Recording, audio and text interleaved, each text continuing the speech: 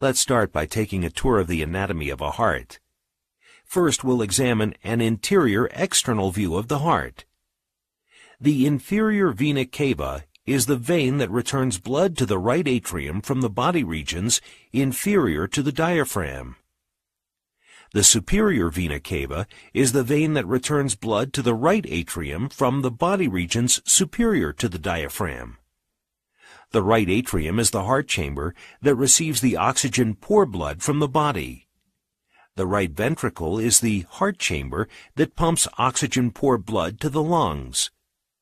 The pulmonary trunk receives oxygen-poor blood from the right ventricle, splits it into the right and left pulmonary arteries, which carry blood to the lungs.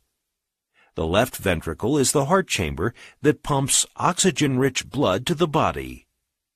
The aorta is the largest artery in the body. It receives oxygen-rich blood from the left ventricle.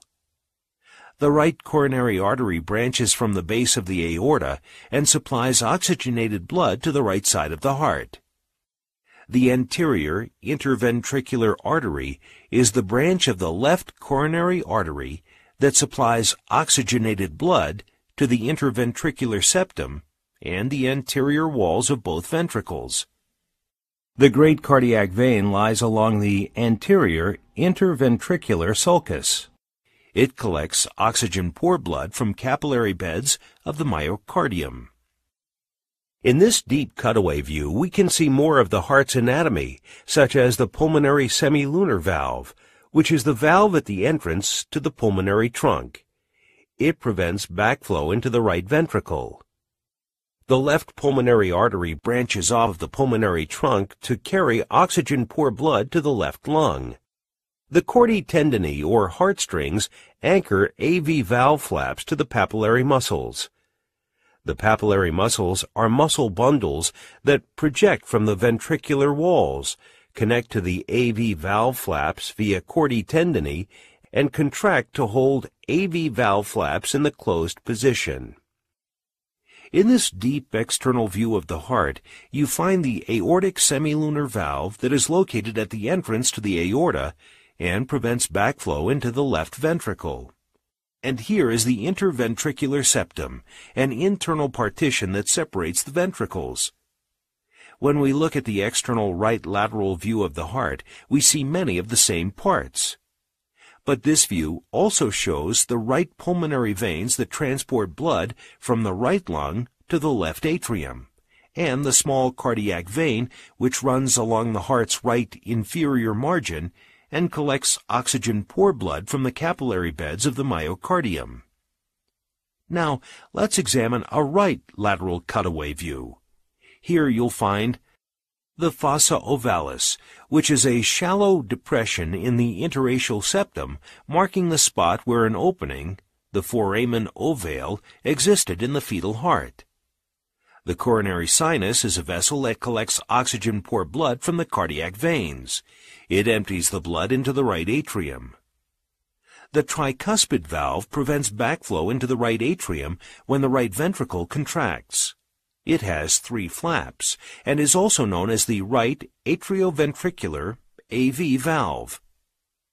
Here is an external posterior view of the heart that allows us to see the right pulmonary artery, which branches off of the pulmonary trunk to carry oxygen-poor blood to the right lung. Notice which parts of the heart can be seen in this posterior cutaway view. Now, let's look at a left lateral external view of the heart. And finally, last on our tour, is a left lateral cutaway view of the heart.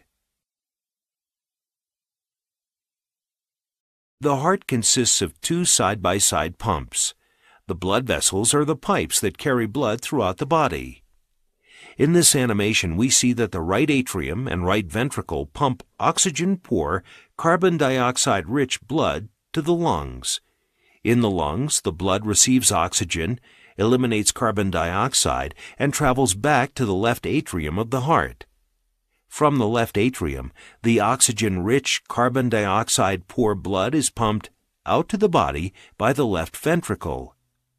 When the body has depleted the blood's oxygen, the veins return the blood to the right atrium of the heart and the cycle continues. This animation shows the same information that we saw on the previous page. Oxygen-poor blood is pumped from the right side of the heart to the lungs. Here it receives oxygen and travels back to the heart. This pathway is a pulmonary circuit, so called because of the lungs. The pathway for the systemic circuit includes the entire body, as the left side of the heart pumps oxygen-rich blood out to the body's tissues and organs. After the blood's oxygen is depleted, it returns to the right side of the heart via the venous system.